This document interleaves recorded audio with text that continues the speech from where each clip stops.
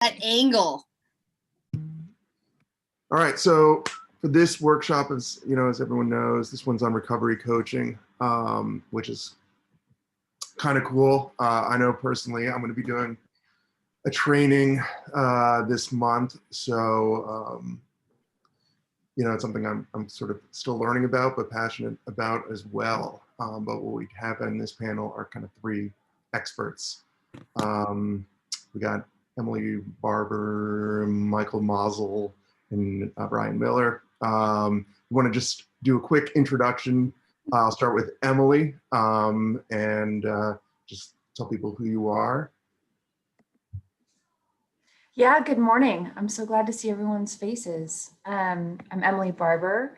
I do many things, but my most important thing that I do is I work with TPAS. And so I'm sure you've all received emails from me. I've been on mostly everyone. We've had some Zoom call at some point together or some kind of phone call. So I'm just really excited to be here this morning. And I've been a certified recovery coach trainer for 3.5 years, maybe 4 years now, and have conducted many trainings. And I'm just really excited to be talking about recovery coaching because I know for me, I've seen it change a lot of lives and a lot of organizations in all really positive ways. So excited everyone's here this morning and ready to learn. Sweet. Michael. I'm like, what's up, everybody? It's so good to see you guys and gals. A lot of you probably have seen me, and if you haven't, you guys might know me as Michael Arnold from before, but I have recently taken my husband's last name, so it's Michael Mazel now. So it is, in case you were like, who the hell is Michael Mazel? It's still me, this new last name. Anyways, so I am also the director of alumni and recovery support services for the Harmony Foundation up in Estes Park, Colorado. And then also co-president of the TPAS National Board here with Kevin Zundel. And I have been teaching people to become recovery coaches. I've been a trainer of trainers for a little over 2 years now and have conducted over 15 trainings and have successfully coached over 100 people to become recovery coaches. And I love this aspect of what we get to do and how it can make, an alumni program even more successful and more affluent. And so I'm really grateful to be here to share everything that I know and to help support all of you any way I can if this is something that you are inspired to bring into your programs. And just happy you guys are all here. So thanks for being here. Sweet. Thank you, Michael. And Ryan, unmute. Unmute. Unmute. Nope. Nope. I'm trying to use my phone and not my computer audio, but can you hear me? Yep.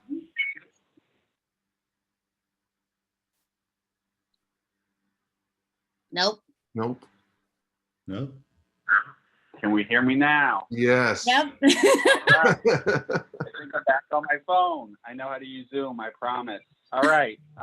Brian Miller, Director of Alumni Services for Futures Recovery Healthcare. We're located in South Florida, Tequesta, Florida, to be exact.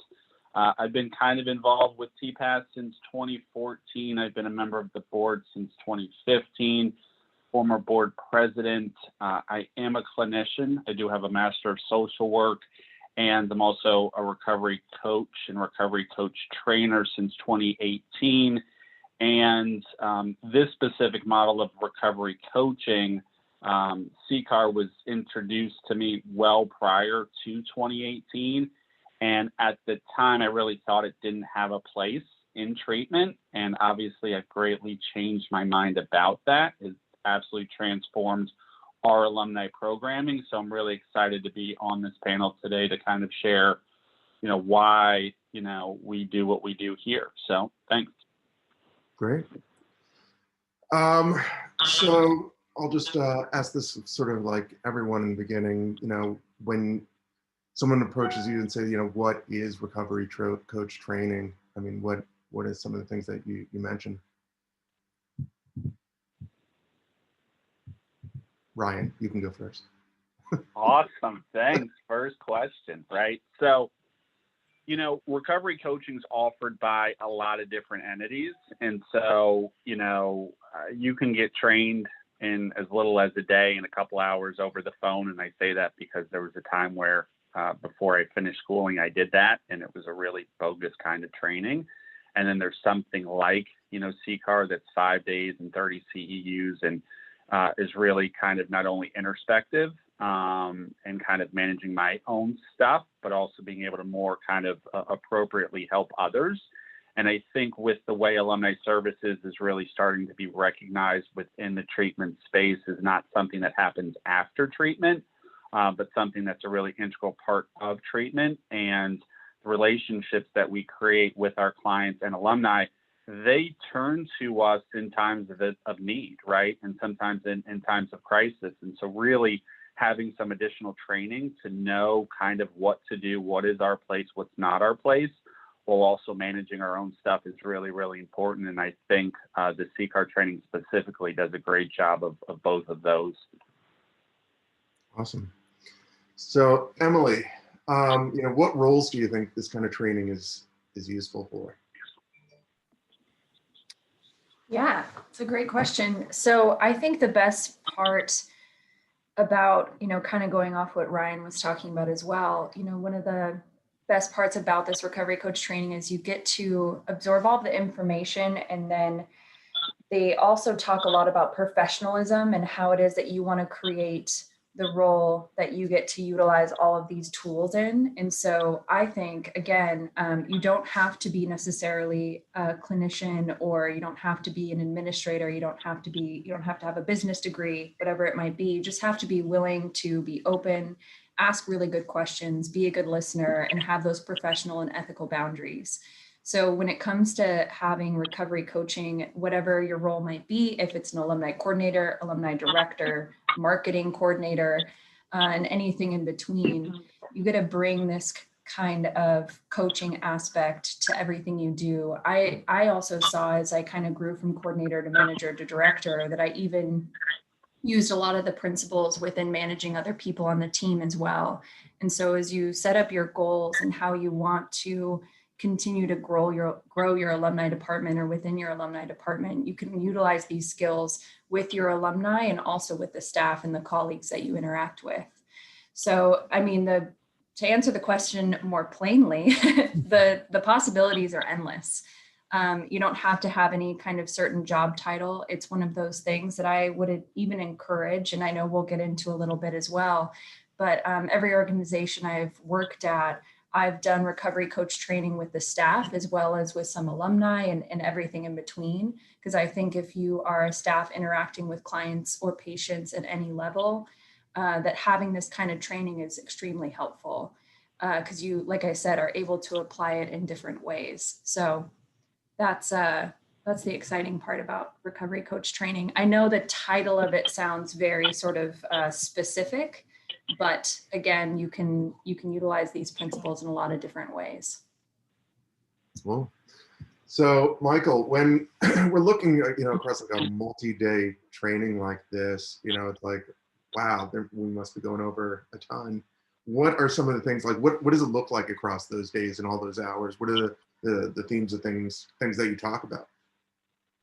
I was like, we pack a punch, you guys. This training covers so many aspects. And what I love about the training is that it's super interactive, and it's something that needs to be interactive, right? Because in order for us to learn how to be good coaches, we have to practice. And so we cover everything from stigma and labels to what is recovery, what is a good coach versus a bad coach, culture and cultural competence, we touch on MI, motivational interviewing, and that's huge when it comes to coaching.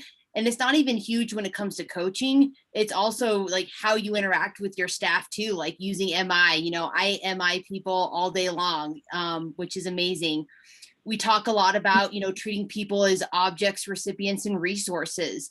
And that too, kind of what Emily said, everything that we do in this training is not just about how you work with people when you're coaching them, but how you can show up as a professional in this field in a way that is much more compassionate, and also being able to be a really great listener.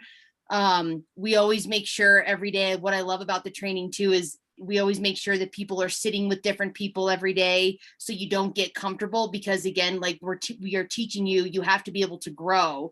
So we have a lot of times people that are used to like routine, we mix it up. We make sure that you are, stepping out of like your comfort zone. And what I've noticed by the end of the 4 days or 5 days of training is you're like one big family, because we touch on subjects that are super, you get vulnerable. There's a lot of personal things that happen, so that, because one of the biggest things I love about CCAR is it says transformed people transform people. So you go through a little bit of a transformation yourself when you're in these 4 or 5 days of recovery coaching. We also provide practical application, like next steps, so what do you do when you get the certification? You have the certification. Now what?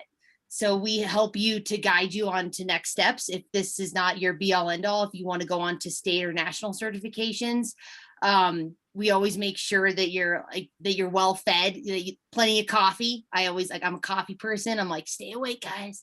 But again, it is interactive. It's super fun. The topics are great, and they can hit pain points, and they're supposed to, because we really want to make sure when we leave this training, no matter who we come across, we now are much more open to possibility, instead of like, it's this way or the highway.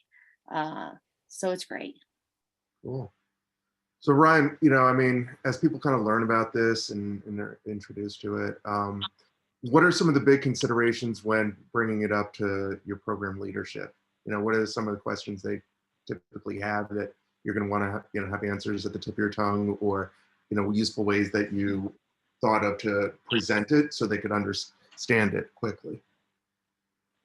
Yeah, it's a really good question. And so, for us initially, I had to, we decided to bring in a trainer. So that meant like flying this person to Florida from Colorado, paying them the money that they wanted to be paid, which, it was a good chunk of money for 5 days. And so, it was realizing that not only bringing that person in, we could actually host some type of training at Futures that we could open to the public, which we did, right?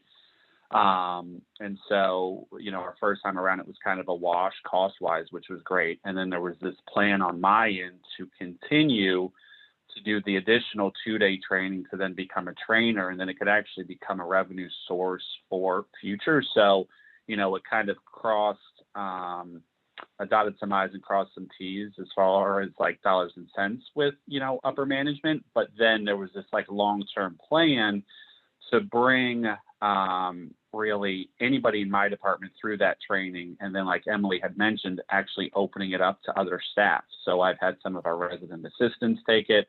I actually had our HR coordinator take it. And so and I'm actually kind of formulating a mini training for all of our RAs right now.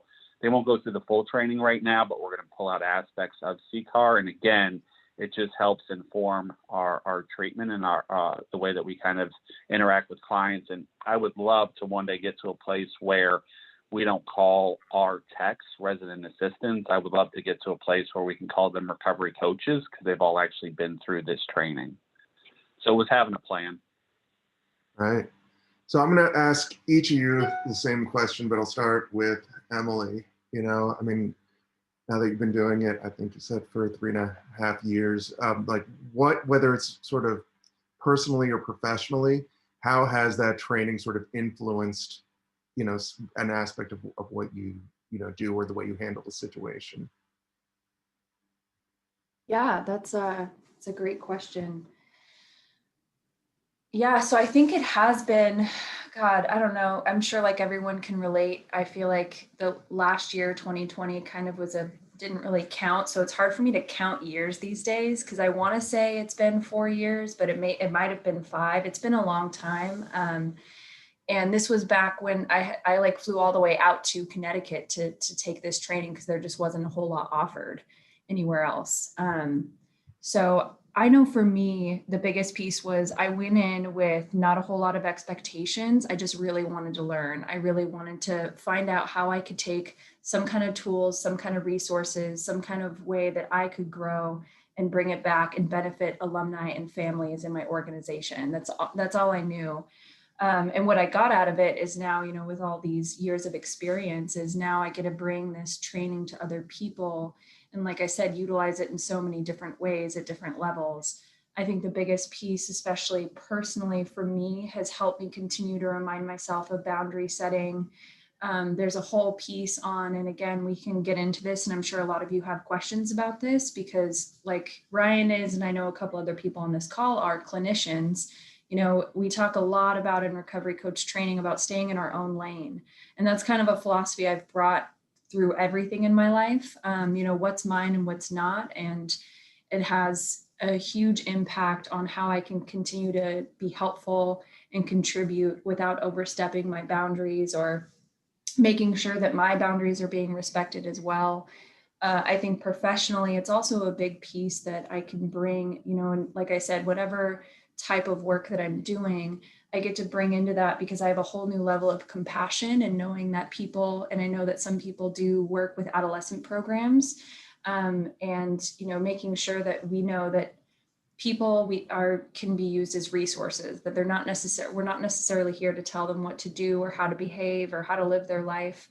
You know, people for the most part, once we help them get there, know, you know, deep down what their goals are, what they want to do. They just might need some extra help and guidance. And that same applies to adolescents and their families, and knowing that, I think, you know, overall, like seeing the best in people has really, you know, recovery coach, every time I do a training, it helps reinvigorate that feeling of, you know, seeing the best in people and an alumni. And, you know, before this whole call started, we were touching a little bit on burnout. I know I'm going on vacation soon too. And so it's going to be super wonderful. It's so important.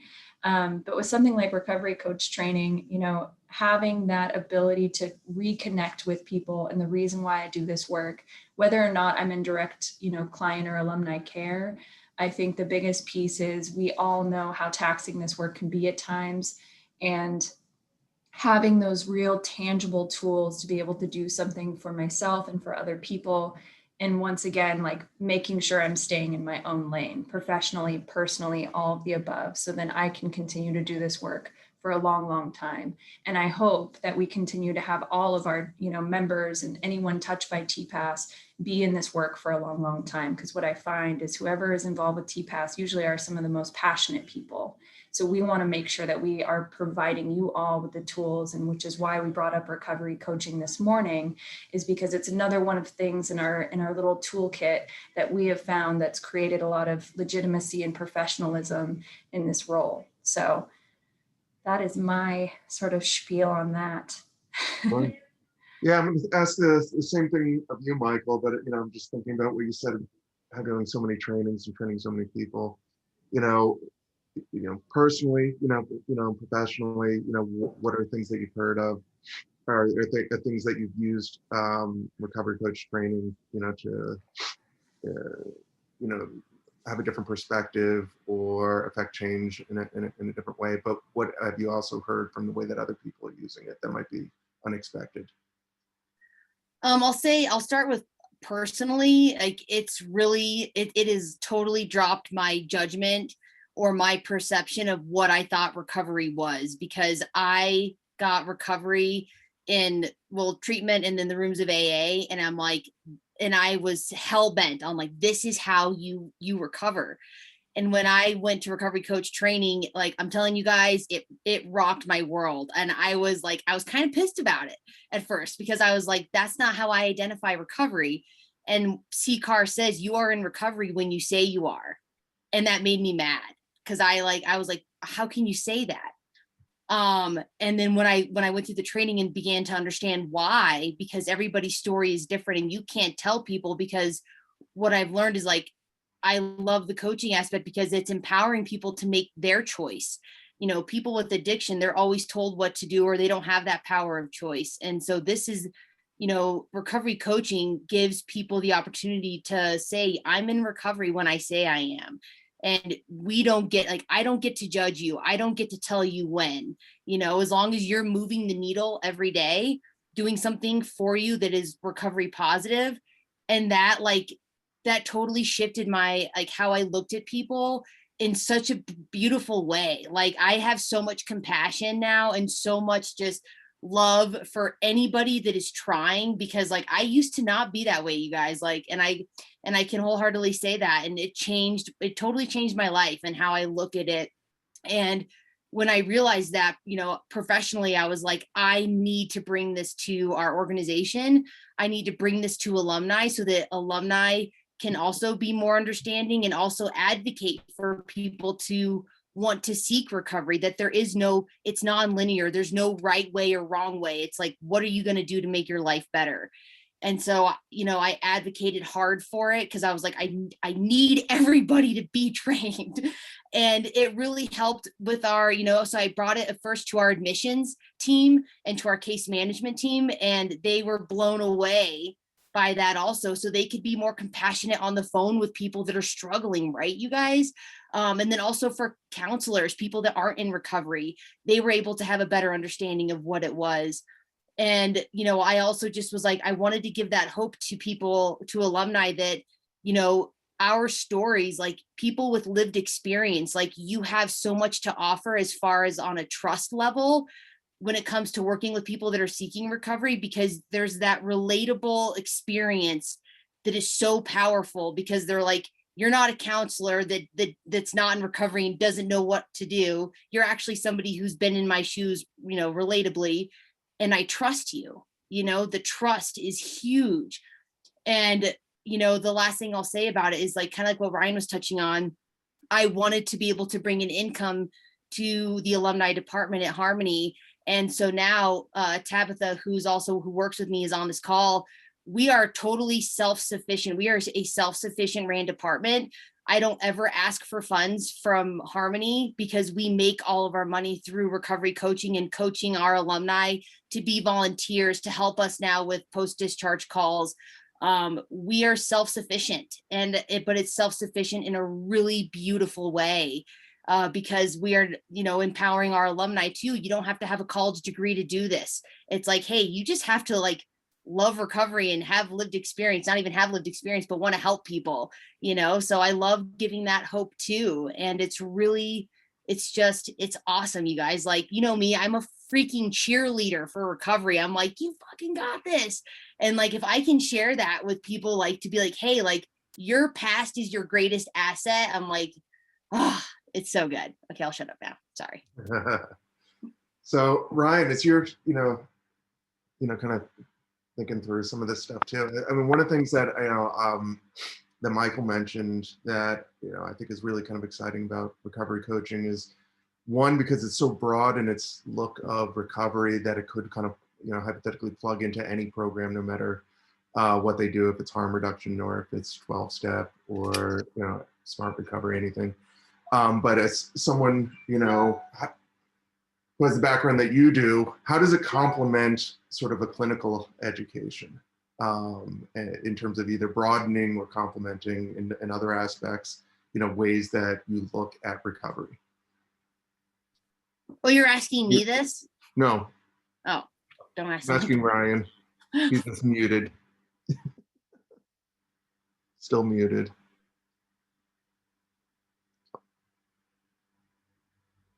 Unmuted but quiet.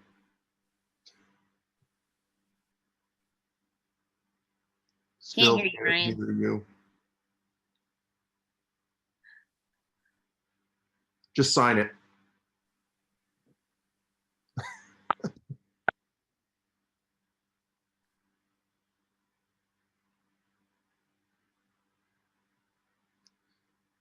All right, he'll put his answer in the chat. What we're gonna do, here, just to kind of collaborate on the idea, is put some questions together for smaller breakout rooms. And Emily, do you want to put those questions in the chat? Are you able to do that? But in smaller groups here, just thinking about, what does recovery kind of mean to you? What does it mean to your organization? What does it mean to your alumni? And what possibility do I want to create with applying recovery coaching within my organization? And how might recovery coaching assist you in your overall sort of program goals? Could I ask a question of the panel before we break up? Absolutely, except for Ryan. This is something, yeah, except for Ryan. This is something that I'm really interested in. How do you see, as things evolve in recovery coaching, the whole concept of it creating and establishing legitimacy, so that when we talk about people being certified recovery coaches, it means something other than I took a class from a group that sells certified recovery coaching classes. If you think about like board certification for physicians, there are panels, independent organizations that oversee the quality of the certification. There's research that's involved. And I know that recovery coaching is a new idea, so there's not a ton of that out there. But do you see, CCAR and other groups that are providing these kinds of classes moving towards some kind of a legitimacy that we can show not only to our treatment centers who might be interested in using recovery coaches, our clients, but the general public as well, that this is something that's truly legitimate? Can anybody hear me? Yes. Do it, All right, Ryan. Go I'm for back. it. All right.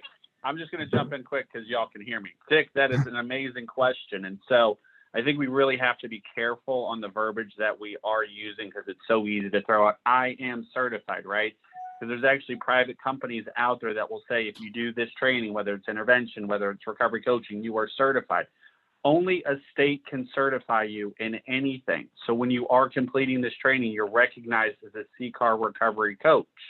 You may have to explain what that means. In certain states, you can directly take these CEUs and apply it to various things. In Florida, there's something called the Peer Recovery Support Specialist. In a place like Connecticut, they're actually using recovery coaches in emergency rooms and being reimbursed through Medicaid. So more and more, these trainings are being recognized, but please be mindful and wary of anybody who says if you complete this training, you are automatically certified. It's just really, really flashy, catchy language. Yeah. I'll also speak to that too. That was a great question, Dick, and Ryan, that was a great answer too. I do see the coaching, because just like Ryan said, you do, like, only a state can certify you, or you can be nationally certified for the NCPRSS, the National Certification for Peer Support Specialist, or most states have it too. The CCAR training, as insurance companies, like for us at Harmony with Aetna, it is now being looked at as a form of therapy, and it is reimbursable. So we are now able to use recovery coaches as a form of post-treatment therapy for coaching for up to 3 sessions. And like I said, I believe it's only going to become more and more validated. And I believe that a lot of people too, like CCAR, because right now it's set up as, if you just get the CCAR certification, you don't have to get CEUs to be a recovery coach with CCAR. But if you go for the state certification, you do need to have CEUs. For Colorado, I can speak, it's every 2 years. For the national, it's every 2 years. I do think that they will start to probably put CEUs behind it, because they're going to see that it's something that it's becoming just a value, and it's becoming more of an attractive way for people in treatment, to seek that recovery support instead of going to therapy. I'm not saying that they're not going there, but I definitely see, like, it's only a matter of time before more regulations are going to be put on for recovery coaching. Yeah, and it looks like we have a lot of people kind of popping in the chat and asking questions. So feel free if you know how to raise your hand, and so then we can you can unmute yourself and ask your question, and we'll go that route. Even if you put it in the chat, because there was a couple questions I saw in there that we haven't addressed yet. Yeah, do you want to start with Dawn? Because I know she's There we go. said that you had a question. Hi, thank you so much. And I apologize, I was 8 minutes late. I couldn't get my Basecamp account to open, so I couldn't access the Zoom link. And I've been really excited that you're having this conversation, because I think recovery coaching is such an important element in recovery.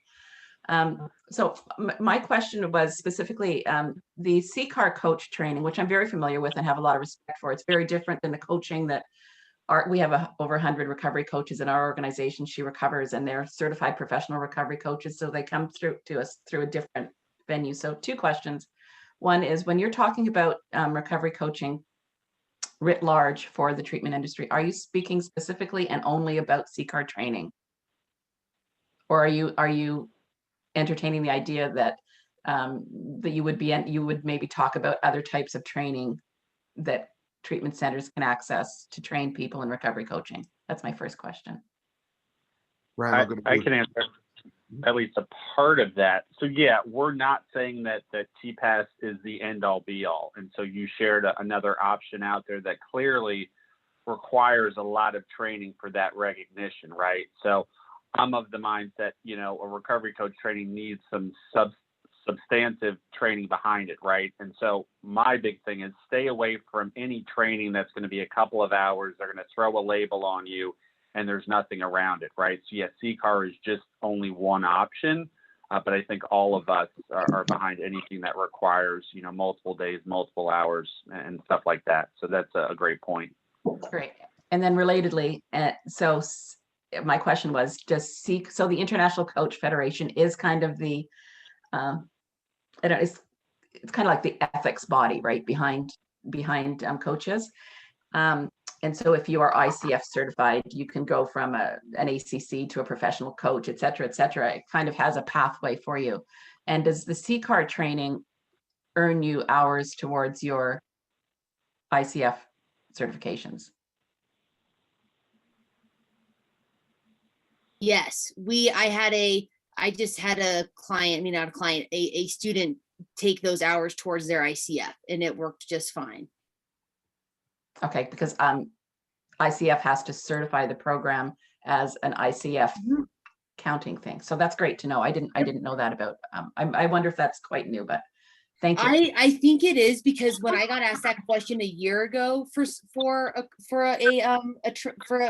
keep saying patient, for a student, I couldn't answer that because I did not know. But we just had a gentleman go through the class not even 6 months ago, and he was in ICF recognized CCAR. Great, wonderful. Okay, and I'll just say finally that if I'm happy to have a discussion. Been doing for 5 years. I've been working with what are the credible recovery coach training programs, you know, who do we at She Recovers accept, et cetera. So, and I have some real insights into the larger ones and some of the ones that are out there that are probably the best to stay away from. So happy to have that conversation, just so that treatment centers can maybe look, there may be people out there who have these other trainings in their communities or related to their treatment programs that don't have CCAR, but have these other trainings, and they might be able to utilize them. Yeah, and thank you again, Dawn. I think my biggest piece, the reason why, and it's not at all that I am biased towards CCAR or that I think it's the only thing to do.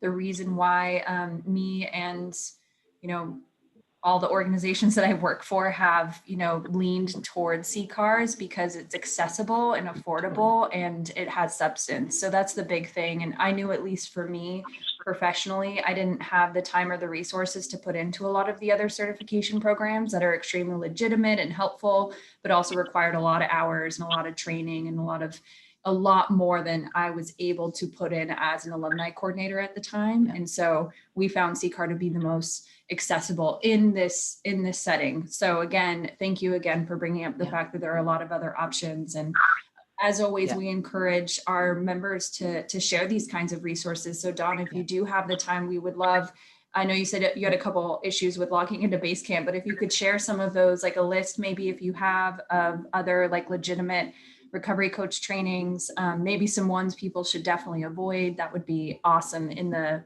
Basecamp. So Right, I will. thank Thank you. you. And thank you. And CCAR is excellent. And I think it's Yeah.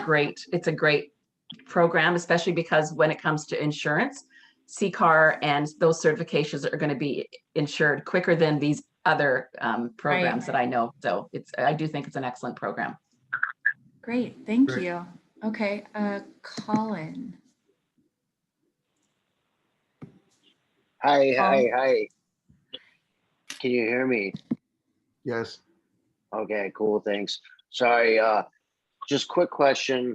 I'm super overwhelmed with information, and to get certified, the first place I need to start, correct me if I'm wrong, is on the state level. Is that true?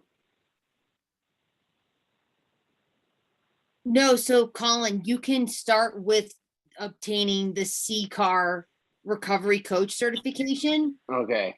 Once you obtain that, then you can look at your state level, and then you can look at the national level. So, Okay. but first things first, I would recommend starting with getting your peer recovery coach cert.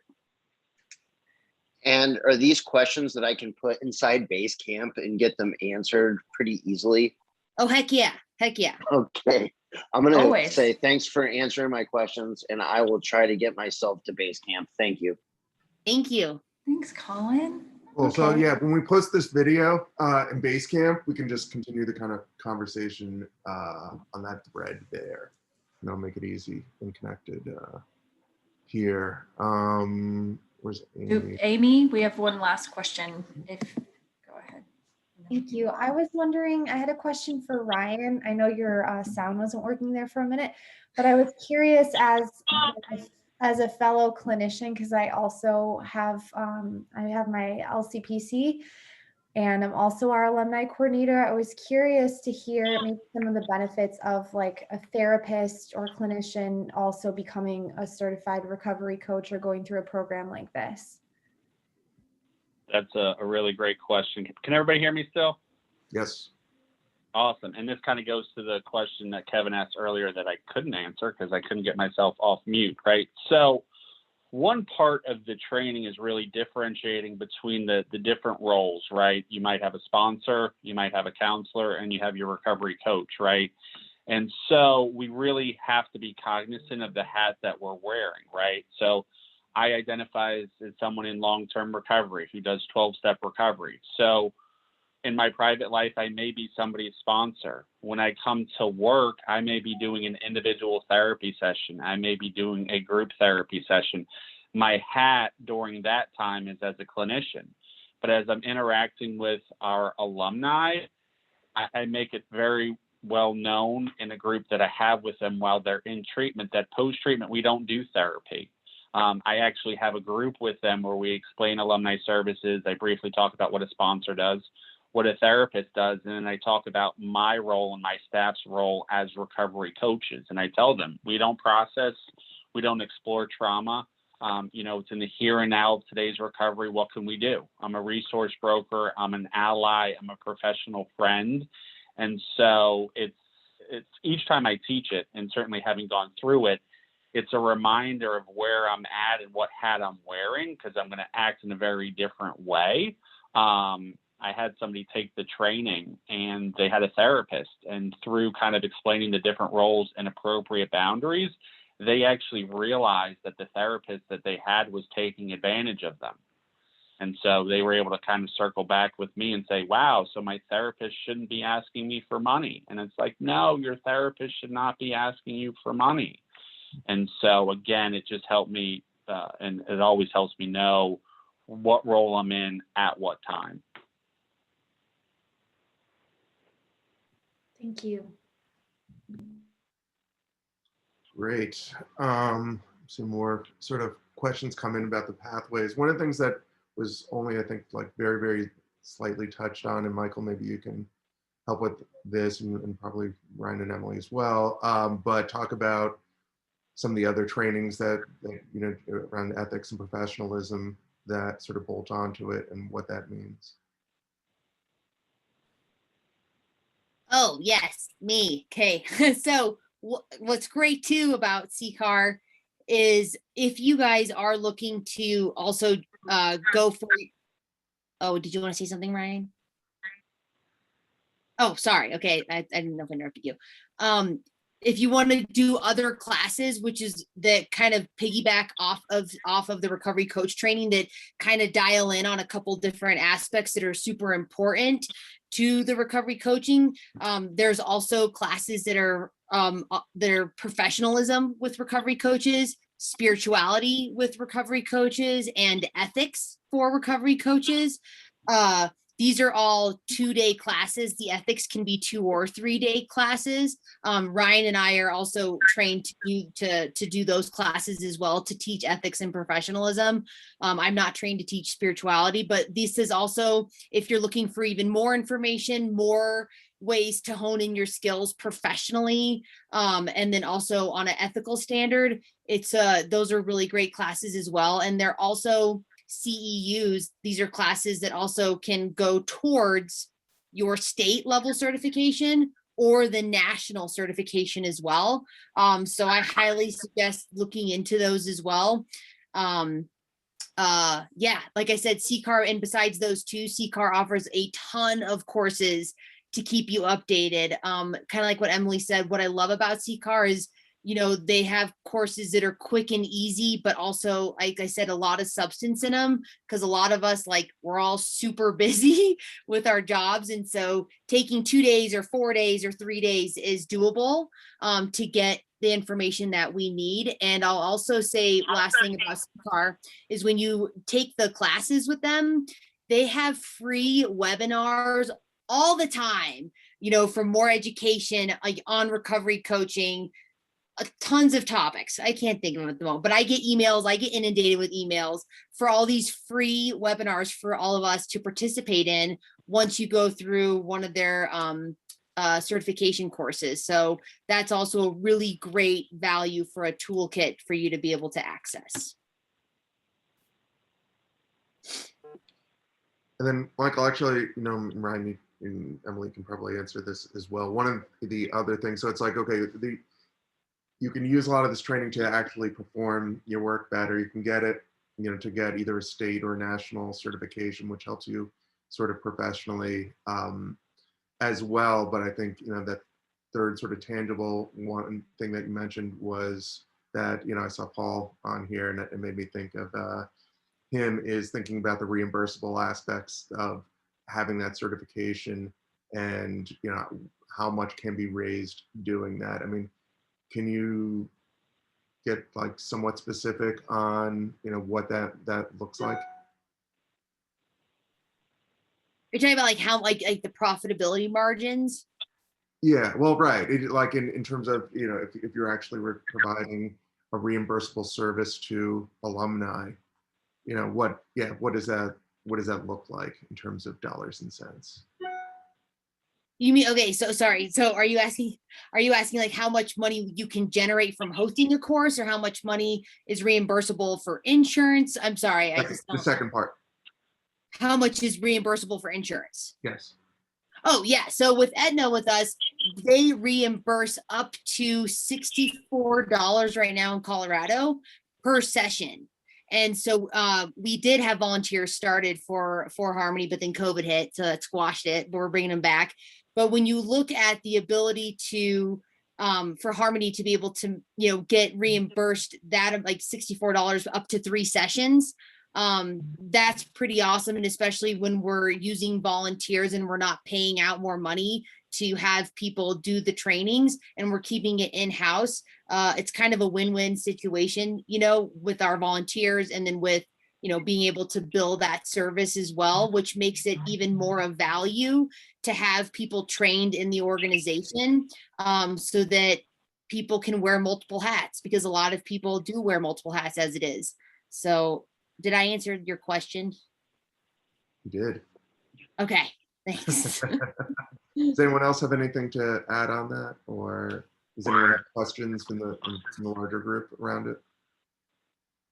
I do have a question, if you don't mind. Can you hear me? Yeah. So if we are going to like our manager or our board to say, okay, so, you know, and we're trying to turn them on to this, because we have a lot of, you know, highly trained therapists and psychologists and things like that here. And we treat a lot of professionals here. What do you think would be the 3 or the top main things that would be, you know, the differences between the recovery coaches and the therapists? Like, what do you think that we, you know, how are we going to get them on board to do this? You know, because we have several different programs here at Pine Grove, and we have a lot of trained, very good, very highly successfully trained. So they're going to be like, what they were going to ask. They're going to be like, well, what is going to be, what is going to, you know, be the benefit? Like, what are going to be the third, you know, that's what they're going to say. I know, I just know that's what they're going to. I have a quick Can you give me any question. can you give us some suggestions? Go ahead, Ryan, Can you hear go me? ahead. Yeah, just before I can answer that. So who is performing your alumni outreach post-treatment? Is it your therapist? Us, Eileen and myself. Are you, okay, so non-therapists are doing the outreach, right? Right. So that's your answer. And so it's partly taken my previous answer on the different roles. Like a therapist has a very specific role that they've gone to school for, right? You all need some additional training, right? Because now you're kind of taking, you know, a warm handoff. They're heading back home. And one of the things that I explained to my higher ups was, you know, what if there's a crisis, right? They reach out to us in that time of need, and we're that last person that they speak to before something happens, right? God forbid something happens, and the question comes up, who was the last person they spoke to? Oh, it's Ryan at Futures Recovery Healthcare. Okay, what are his trainings and what are his credentials? Oh, he doesn't have any, but he's in recovery. That's not going to probably go over so well. And not that a CCAR training is going to be an end-all be-all, but it's proof that the organization has tried to do something, tried to give the staff some additional training.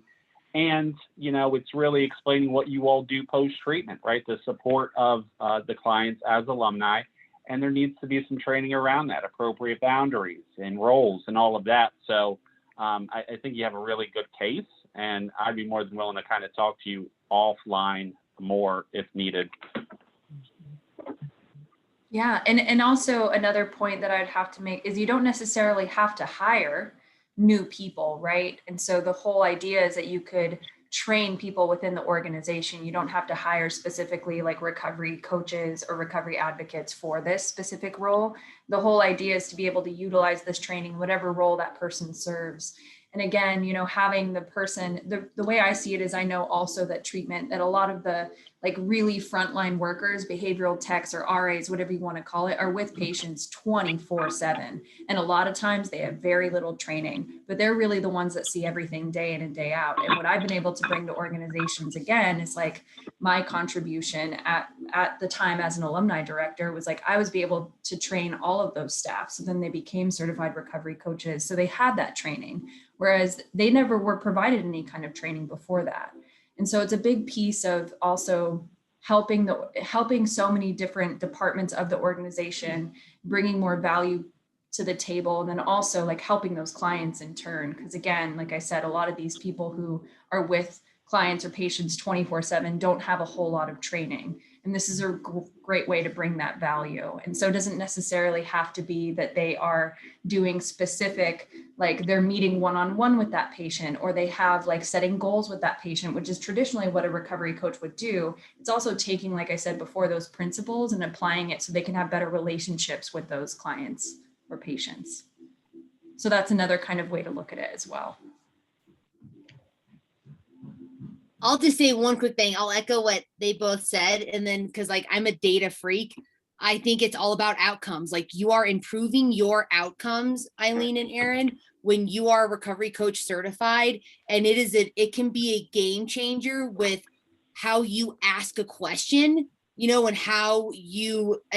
also how you receive information and relay it back to them, like can be the difference in them, like literally drinking or not drinking or using, and them also trusting you. Because again, it's like I said, I've noticed it at our organization between myself and Tabitha, especially just the level of trust that they have when the way we communicate with them through MI, and then just our understanding of compassion and not being short on the phone. And honestly, like because people can hear your energy through the phone. They can hear if you don't understand or if you're not going to meet them halfway. And so it's for us, like I always go back to like, yes, it's helping people, but then also on a business level, it's about all of us want to have better outcomes, and we're going to have better outcomes if we know how to relate better to our client care when they leave. Amazing. I know that Shannon also had a question. Hi, Shannon. It's not a question. It's more of a statement. I did my CCAR training with Michael, and she is absolutely amazing. And I did a lot of research prior to doing it. And if you're wanting to bill insurance, which you can do that while somebody is still in treatment, and you can also do groups as well for coaching and bill insurance. CCAR was definitely the way to go. It's recognized by NADAC and ICRC. I know that was in the chat as well. So, yep, that's it. Thanks, guys. Thanks, Shannon. It's great information. Cool. Any other questions as we wrap up the hour? Terrific. All right, well, I'd just like to thank the panel, Emili, Michael, and Ryan. I mean, I think there's a lot to know around this stuff, but it's insanely valuable. So we're going to post this video in Basecamp. And then if you have more questions, which I'm sure you will, or if you have insights that could benefit others, that would be the place to do it. Also, I'll throw out there, since everyone here is a member, that there's lots of opportunities to contribute to this TPAS mission and growing kind of by the day. So if it's something that you love and want to be a part of, if you reach out to Emili or Michael or myself, we'll take your skills and turn it into amazingness across the country. I'll put my... Yay. I'm excited. And I also, we normally we didn't get into like really great questions and a lot of great discussion. And so we just kind of went with the flow, TPAS style. So we didn't want to cut anything off. We normally go into breakout sessions where you guys are able to chat with each other and ask questions. The great news is that's why we have Basecamp. So I'm going to post those questions that you guys, would have had in those breakout sessions. And I really encourage you guys to go in there and leave a couple of thoughts and really engage with each other and ask questions. If anybody has any of the resources they brought up today, please also make sure to share that. Again, I'm really happy that everyone showed up this morning and gave us your time. We know how precious that is these days. And if you have any questions, please feel free to reach out to us. We're always looking for ways, if this got you excited for TPAS, which I hope it did, if you're looking for ways to volunteer with TPAS, to get involved, to do anything that might, make your soul happy regarding TPAS, please feel free to reach out to me. We always have opportunities for you guys to get more and more involved. And so with any kind of questions or anything, feel free to reach out. And I hope that everyone has a wonderful rest of their day. And next month, we will have in April, March, April, wow. April 14th, we have our next educational workshop hour. So feel free to join us on that as well. Very excited. You can unmute yourself if you want. Yay. Yeah. And Ryan's got his spider hands back. Yeah, no, thanks. Thank you guys for being here. And like I said, if you ever need anything, reach out to us. We're all, Kevin, Emili, myself are here to have one-offs, Zoom coffees. I like coffee. Don't have enough ever. Just kidding. But thank you guys for all being here, and wait till next month. We're not going to tell you what it is, but next month, this lady who's going to be on the workshop, she's going to, like mine, is going to be blown. So you gotta tune in. next. You No got, like, you pressure, gotta- Ray Ellen. No pressure. I know you got to tune it. I know, and she's on here, but I'm not going to tell you who it is yet. But you guys, like, I was like, you guys got to come on next April, but I'm like, it's next month, you know. So, anyways, that's it. Thank you, everyone. All right. Bye. Thank you. Emily, Tib. is your